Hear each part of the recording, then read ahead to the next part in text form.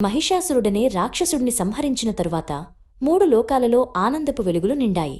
దేవతలు, ఋషులు మరియు మానవులు అందరూ అమ్మవారికి కృతజ్ఞతలు తెలిపారు. ఓ జగన్మాత, నీవు మమ్మల్ని రక్షించావు అని వారు ఆనందంతో నినదించారు. యుద్ధం ముగిసింది. అమ్మవారి భయంకరమైన ఉగ్రరూపం నెమ్మదిగా చల్లారింది. ఆమె ముఖంలో కోపం స్థానంలో శాంతం, కరుణ వెల్లివిరిశాయి.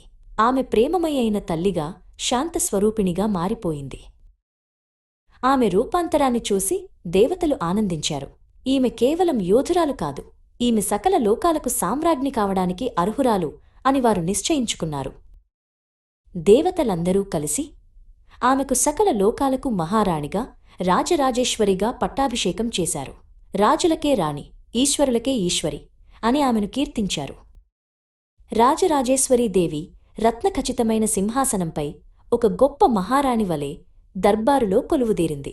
ఆమె చూపులలో అధికారం, కరుణ రెండూ ప్రకాశించాయి. ఆమె పాలనలో లోకాలన్నీ సుభిక్షంగా, శాంతితో వర్ధిల్లాయి. నదులు స్వచ్ఛంగా ప్రవహించాయి, పొలాలు పచ్చగా పండాయి, ప్రజలందరూ సంతోషంగా జీవించారు. అమ్మవారి ఈ రూపం మనకు ఒక ముఖ్యమైన పాఠాన్ని నేర్పుతుంది. యుద్ధంలో గెలవడమే కాదు, ఆ విజయం తరువాత శాంతిని, ధర్మాన్ని ఎలా స్థాపించాలో చూపిస్తుంది. విజయం తరువాత అహంకారం పనికిరాదని, ప్రేమతో, కరుణతో మాత్రమే పరిపాలించాలని ఆమె మనకు సూచిస్తుంది. ఆమె పాలనలో ప్రతి జీవి గౌరవించబడింది. అందుకే విజయదశమి రోజున అమ్మవారిని ఈ రూపంలో పూజిస్తాము. అమ్మా, మా జీవితంలోని పోరాటాలలో మాకు విజయాన్ని ప్రసాదించు.